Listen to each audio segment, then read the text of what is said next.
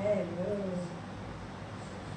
कैसे हैं आप लोग। मैं फिर आपके समक्ष आई हूँ एक नया टॉपिक लेकर, और आप बहुत अच्छे होंगे, उस टॉपिक का इंतजार कर रहे होंगे।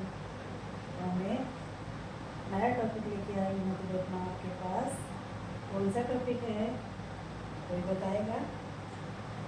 तो चलिए मैं ही बता देती हूँ।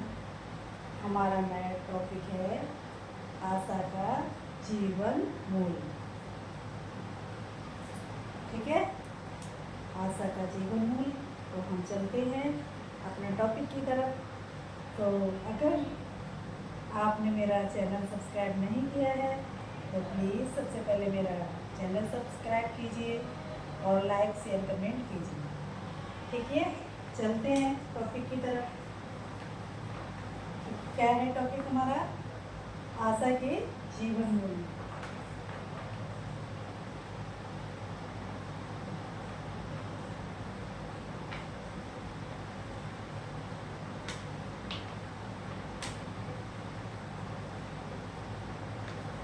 ठीक है, तो आशा के जीवन मूल्य कितने हैं, किसी को पता है? चलो बताती हूँ मैं। आशा के जीवन मूल्य 6 हैं। ठीक है, तो पहला जीवन मूल्य क्या है? नंबर 1, दयालु बनना। ठीक है, पहला टॉपिक हमारा क्या है? दयालु बनना। अब इसमें क्या है? दयालु बनने में क्या है? हमें अपने समुदाय में बहुत दयालु बन के ही वर्क करना है, सहानुभूति दिखाना है। हमारे जो समुदाय में व्यक्ति है उनके लिए प्रति सहानुभूति दिखाना है, और बीमार लोगों के लिए, जो भी बीमार लोग हैं उनके लिए हमें दिखाना है किस तरह की प्रॉब्लम है, किस तरह की बीमारी है। अगर समुदाय में ही सॉल्व हो रही है तो वहीं पे करेंगे, और नहीं तो हमें उसे समुदाय से बाहर स्वास्थ्य केंद्र में भी लेके जाना पड़ेगा, और उसके साथ ही हमें जाना है।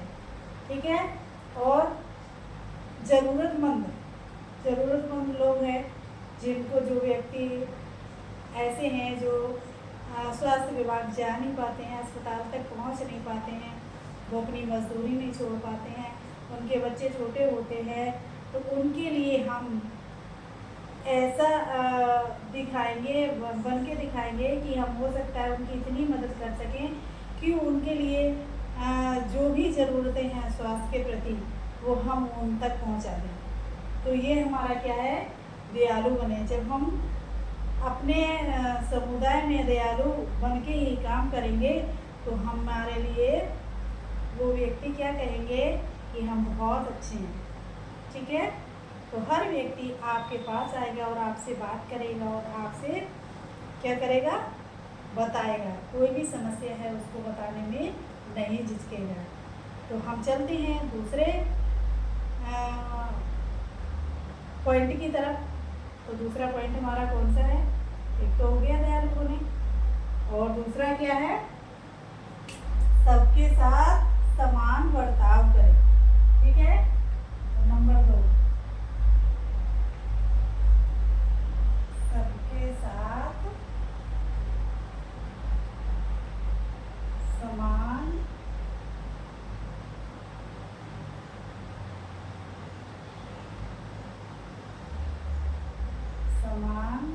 बर्ताव करना।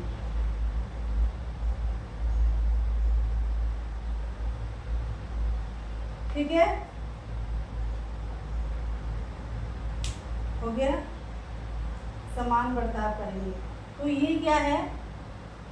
देखो, हमारे समुदाय में हर व्यक्ति है, महिला भी है, पुरुष भी है। तो ये नहीं है कि अगर ज़रूरत पुरुष के लिए है स्वास्थ्य सेवा की तो हम पुरुष के पास न जाएं। हमें महिला के पास भी जाना है, महिला से भी बात करनी है और पुरुष से भी बात करनी है। अगर महिला के लिए अगर कोई स्वास्थ्य संबंधी परेशानी है तो उसके लिए भी हमें तुरंत ही दिखाना है, और अगर पुरुष के लिए ज़रूरत है तो हमें भी उसके लिए तुरंत ही स्वास्थ्य केंद्र लेके जाना। और देखा होगा आपने, अनुसूचित जनजाति और अनुसूचित जाति वाले व्यक्तियों के लिए क्या है, वो हमारे जो क्या नाम है स्वास्थ्य सेवाओं से वंचित रहते हैं। तो हमें वहाँ तक उन लोगों की सुविधाएं हमें उन लोगों तक पहुँचानी है, क्योंकि वो स्पेशली हमें बहुत ही उनके लिए स्वास्थ्य की सेवाओं की ज़रूरत है। तो हम वो ज़रूरतें वहाँ तक हम पहुँचा सकते हैं ज़्यादा, क्योंकि और कुछ और विकलांग लोग हैं, विकलांग लोगों तक भी व्यक्ति नहीं पहुँच पाता है और वो स्वास्थ्य केंद्र तक नहीं पहुँच पाते हैं। तो हमें उनके लिए बहुत ही सहानुभूति से काम लेना है और सहानुभूति से ही उनके लिए स्वास्थ्य सेवाएं पहुँचानी है। और अपने कर्तव्य के प्रति अधिकार जो नहीं ले पाते हैं, बहुत लोग हैं जो कि दूर दराज खेतों में झोपड़ी डाल के रहते हैं या घर बना के रहते हैं, दूर रहते हैं, बटों पे रहते हैं, तो वो हमारी सेवाओं से वंचित रहते हैं। तो हमें उन तक ये सेवाएं पहुंचाना बहुत ज़रूरी है, तभी हम सबके साथ समान बर्ताव कर पाएंगे।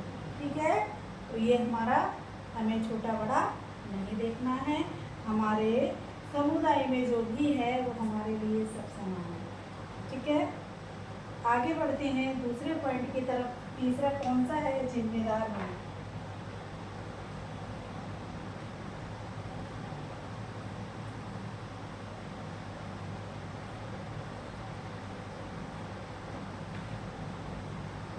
ठीक है, जिम्मेदार बने, अपने कर्तव्य के प्रति क्या है, अपने कर्तव्य के प्रति ऐसी कोई पीछे ना हटे। कर्तव्य जो हमारा है उसको अच्छी भली भांति हम उसको निभाना है। ठीक है, जैसे अगर कोई है, कभी कभी क्या कहते हैं करते हैं कि अगर हमारा कोई पेशेंट है या फिर जैसे लाभार्थी है गर्भवती माता, तो गर्भवती माता के क्या है लेबर पेन हो रहे हैं और उस समय हमें कोई दूसरा ज़रूरी काम हमें याद आ रहा है, तो हम उससे कहेंगे मैं आपको एम्बुलेंस मंगा दे रही हूँ और आप अस्पताल में एडमिट हो जाना जाके। तो क्या आप उनके प्रति जिम्मेदार हुए? नहीं। आप अपना कोई भी काम है उसको उस समय छोड़ेंगे और उस महिला के या उस पुरुष के साथ जाना है आपको, जो कि बहुत ज़रूरी है आपको जाना। तो वो क्या है, तभी आप उसे जिम्मेदार बन पाएंगे, वरना क्या है आपकी जिम्मेदारी नहीं है। अब वहाँ पे लेके जाके आप वहाँ तक पहुँचा के भी अगर आप वापस आ रहे हैं तो भी जिम्मेदार नहीं है। वहाँ आपको दिखाना है, एडमिट कराना है, जांच करानी है, जो भी समस्या है उस समस्या के लिए डॉक्टर साहब बताएंगे और उसकी दवाएं देंगे। तो उसके बाद उनके घर तक उनको छोड़ना है, तभी आप जिम्मेदार कहलाएंगे। ठीक है, तो ये अच्छे से समझ में आ गया होगा। आगे हम चलते हैं चौथे टॉपिक की तरफ। चौथा टॉपिक कौन सा है? लोगों की परंपराओं और विचारों का सम्मान करना। ठीक है, लोगों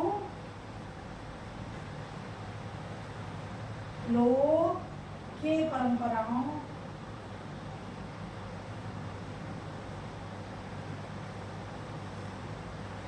और विचारों का सम्मान करें।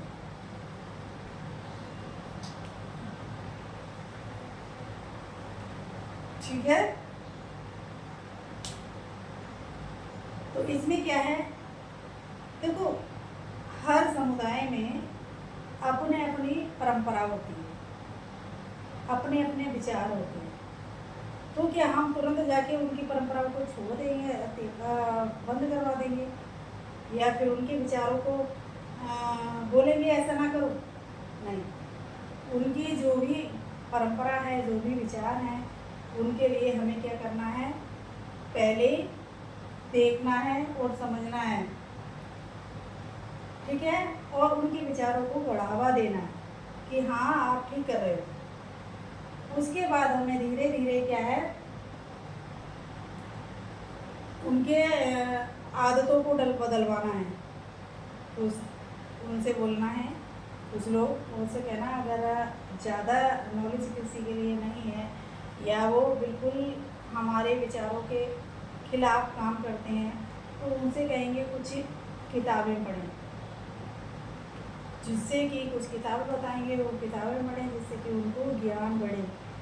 कि वही है, कभी हम भैया हम डिलीवरी नहीं कराते हैं, कभी नहीं कराई है, और ना ही हम सरकारी अस्पताल में कराएंगे। हमारी डिलीवरी जितनी भी महिलाओं की होती है वो सब घर पर हो जाती है। ये क्या है, और क्या है, कभी कभी क्या है, जब लड़का पैदा होता है तो उसको इतनी धूमधाम से उसको मनाते हैं, और लड़कियां होती हैं तो उसको कोई भी खुशी जाहिर नहीं करते हैं। तो ये उनकी परंपरा है, उनके विचार हैं, तो उनके लिए हमें धीरे धीरे धीरे धीरे ही उनके विचारों को तक पहुंचेंगे, और पहुंचने के बाद ही उनको सुधारेंगे, ठीक है। आगे चलते हैं, हमारा दूसरा पॉइंट कौन सा है, सीखते रहें, ठीक है। क्या है अगला पॉइंट, 5वां, सीखते रहें।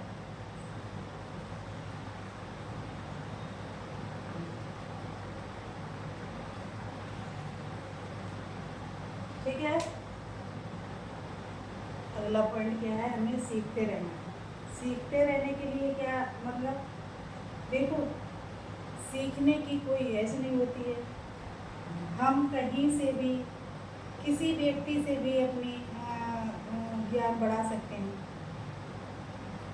चाहे तो अगर हमारे घर में छोटा बच्चा है और वो अगर हमारे लिए कोई बात ऐसी बता रहा है कि हमें जानकारी नहीं है, तो हम उसको भी सीखेंगे। तो हमें सीखते रहना है। सीखेंगे कहाँ से, जैसे पुस्तक हैं, हमने कोई पुस्तक पढ़ी, कोई अच्छी पुस्तकों से हमें अच्छा ज्ञान आता है। ट्रेनिंगें होती रहती हैं, ट्रेनिंगों से भी हमारे लिए काफ़ी अच्छा ज्ञान हम सीखने को मिलता है कि हमें समुदाय में किस तरह से जाना है, किस तरह से रहना है, किस तरह से बात करना है, इस तरह की हमें जानकारी मिलती रहती है। और हमें बुज़ुर्गों से भी, हमें पुराने बुज़ुर्गों से भी बहुत बड़ी बड़ी सीखें मिलती है। और आज जो हमारे छोटे छोटे बच्चे हैं, आज इतने जागरूक हो गए हैं कि मोबाइल चलाना बड़ों को नहीं आएगा जितना कि हमारे छोटे बच्चे चला लेते हैं। तो अगर हमें कुछ नहीं आ रहा है तो हम बच्चों से भी सीख सकते हैं। तो सीखना बंद कभी नहीं करें, जब तक जिए तब तक सीखते रहें, ठीक है। जहाँ से भी हमें ज्ञान प्राप्त मिले तो वहाँ से हम ज्ञान प्राप्त कर सकते हैं। चलिए आगे अगले टॉपिक की तरफ चलते हैं। कौन सा है अगला टॉपिक, हमारा है रोल मॉडल बनो, ठीक है। तो छठा है रोल मॉडल बने,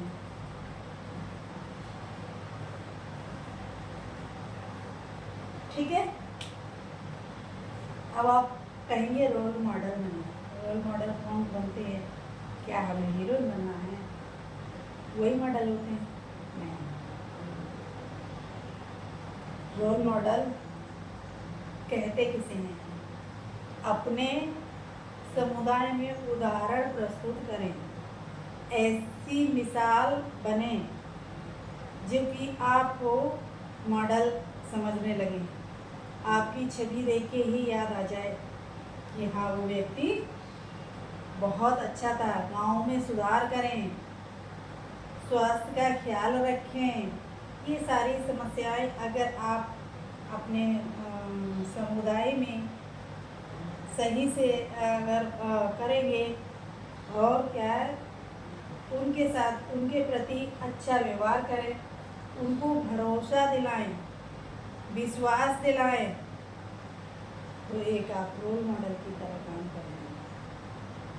ठीक है, तो ये हमारा था आज का टॉपिक। आज का टॉपिक हम यहीं ख़त्म करते हैं। तो अगर जिस किसी ने मेरा चैनल सब्सक्राइब नहीं किया है तो प्लीज़ मेरा चैनल सब्सक्राइब कर लें। आगे आने वाले समय फिर से मैं आपको एक नई टॉपिक लेके आऊँगी, नया वीडियो लेके आऊँगी, तो उसके लिए इंतज़ार करें। और बहुत बहुत धन्यवाद, आपने मुझे इतना टाइम दिया। तो अब हम चलते हैं, आपसे विदा लेते हैं। Okay, bye bye.